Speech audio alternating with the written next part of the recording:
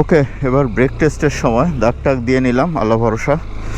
যেহেতু ADB bike এই জন্যে একটু নার্ভাস ফিল করছি, আর সাসপেনশন বেশি হার্ড তো, যে কারণে একটু নার্ভাস লাগতেছে। আর ব্রেক টেস্টের আগে সবসময় নার্ভাস ফিলটা হয়। 60 স্পিডে আমি দুইটা ব্রেকই হার্ড ধরবো, একটা টেস্টই করব।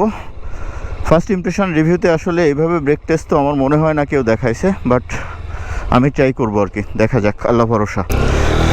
60 স্পিডে দেখা যাক 60তে।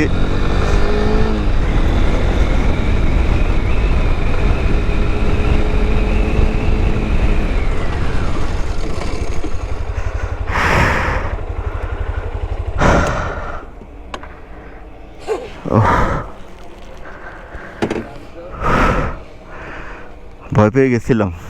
দেখেন আচ্ছা, মেজারমেন্টটা করে নিই, দেখি কি অবস্থা।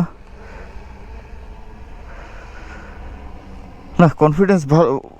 প্রথমে একটু ভয় পাচ্ছিলাম, বাট আলহামদুলিল্লাহ না ভিডিও কি ঠিক আছে? আলহামদুলিল্লাহ চমৎকার হয়েছে, মানে পারফেক্ট অ্যাঙ্গেল হয়েছে। একটু মাপি দেখি। এত বড় ড্রোন, ওরে বাবা, এ তো ম্যাট্রিস। 8 লাখ টাকা দাম না কত? এরা বোধ হয় সার্ভের কাজ করতেছে। দোস্ত একটু এই মাথায় ধরবি। আচ্ছা, ওকে আপনারা বোধহয় দেখেন নাই, দেখেন আমি যে পালসারটা চালাই এর মালিক হচ্ছে এই ভদ্রলোক, আমার খুব নিয়ারেস্ট ফ্রেন্ড। 15-16 ফিট। ওকে, এই যে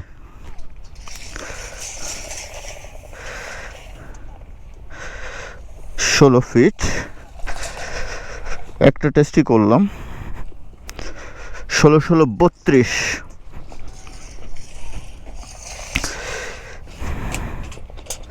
ব্রেক টেস্ট যারা আমার ভিডিও দেখেন তারা জানেননি লোয়েস্ট কোন বাইকটা পেয়েছিলাম, পসিবলি FZS V3 আর Pulsar N160, 39 feet. So hornet 2 থেকে আরও কম ডিস্টেন্স।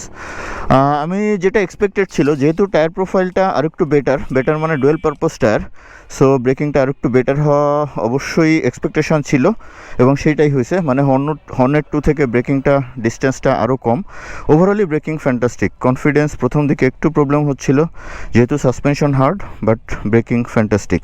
আর আমার মনে হয় আরও যদি দু একবার ট্রায়াল দিই, as it's my first trial, আরও দু একবার ট্রায়াল দিলে হয়তো ডিস্টেন্সটা আরও একটু কমার পসিবিলিটি আছে।